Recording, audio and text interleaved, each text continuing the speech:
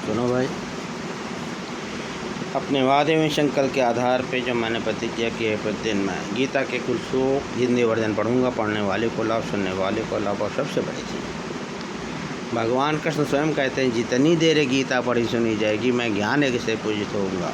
योग हो जाएगा, सत्संग हो जाएगा, स्वाध्याय हो जाएगा, आदमी नरक नहीं जाएगा, स्वर्ग जाएगा, पक्का स्वर्ग जाएगा। भले ही पूर्णशील होने पर पृथ्वी पे आ जाए, लेकिन एक न एक दिन उत्तरोत्तर वृद्धि करते हुए अपने धाम में बुला देंगे। देखिए भाई, भजन दिखावे या प्रदर्शन की वस्तु नहीं।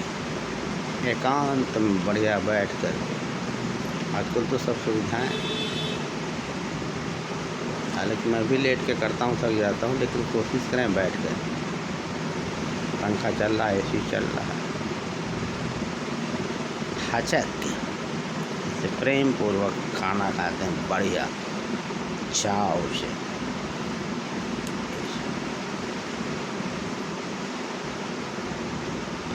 भजन दिखावे या प्रदर्शन की वस्तु नहीं है। तो कहा जाता है कि खाना, पाखाना और खजाना छिपा के होना चाहिए, और इन तीनों से मजबूत है भजन, तो वो भी दिखा के नहीं करना चाहिए। इससे समाज भले ही अनुकूल हो, किंतु प्रभु प्रतिकूल हो जाते। भजन अत्यंत गोपनीय है और वह अंतःकरण से होता है। उसका उतार चढ़ाव अंतःकरण के ऊपर पड़ता है। इसलिए पहले बोल के पैखरी, फिर होंठ हिलता है, फिर कंठ हिलता है, फिर अंदर ही आवाज़ को अपना ही कान सुनता है। इसको परावाणी कहते हैं। निष्कर्ष क्या है? पंचम अध्याय के इस अध्याय यानी पंचम अध्याय के आरंभ में योगेश्वर श्री कृष्ण ने कहा कि फल के आश्रय से रहित। यही गलती हो जाती है, उनका कामना पहले से 25 रुपया का प्रसाद चढ़ाएंगे तो पहले यह कामना हो जाए। लेकिन भगवान की वाणी क्या है? हर जगह कह रहे हैं निष्काम, बगैर कामना के। श्री कृष्ण ने कहा कि फल के आश्रय से रहित होकर जो कार्यम कर, अर्थात करने योग्य प्रक्रिया विशेष का आचरण करता है, निस्वार्थ स्वभाव से भजन करता है, वही कार्यम कर्म। तमाम नियत कर्म कहा गया है, श्वासा श्वासा जब कहा गया है, नाम 25 तो दे देंगे, लेकिन बात एक ही, वही सन्यासी है और उसी कर्म को करने वाला ही योगी। जितनी दिन भर फाड़ा करो वो योगी नहीं है। केवल क्रियाओं अथवा अग्नि को त्यागने वाला योगी अथवा सन्यासी नहीं होता। संकल्पों का त्याग किए बिना कोई भी पुरुष सन्यासी अथवा योगी नहीं होता। और संकल्प विकल्प मन के अंदर होते हैं, विचार। हम संकल्प नहीं करते, ऊपर से बोल दिए, ऐसा कह देने मात्र से संकल्प पिंड नहीं छोड़ते, वो अंदर उथल पुथल मचाए रहते हैं।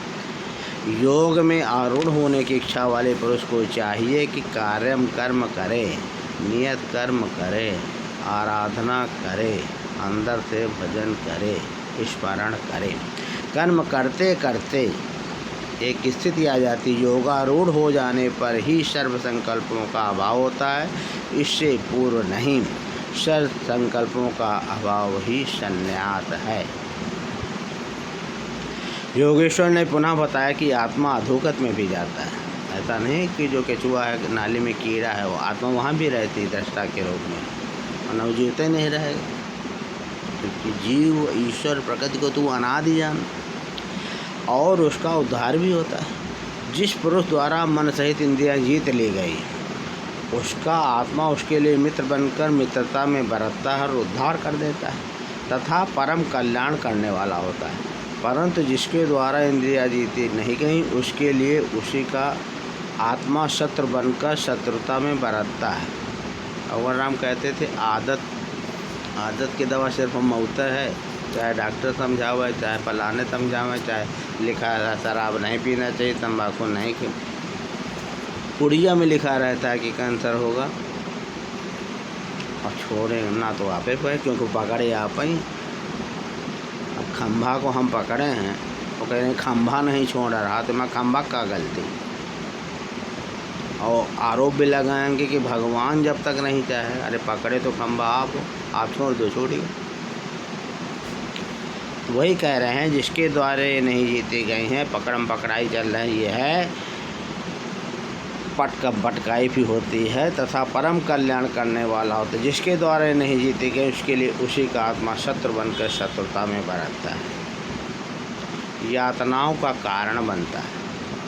अतः मनुष्य को चाहिए कि अपनी आत्मा को अधोगति में न पहुँचावे, अपने द्वारा अपनी आत्मा का स्वयं उद्धार करे। जो हम खुद ही पकड़े हैं, मोह का पकड़े हैं, विषय का पकड़े हैं, उसका हमें छोड़े, सीटा हमें रखे हैं तो हमें तो उतार के नीचे रखें। आज इतना ही,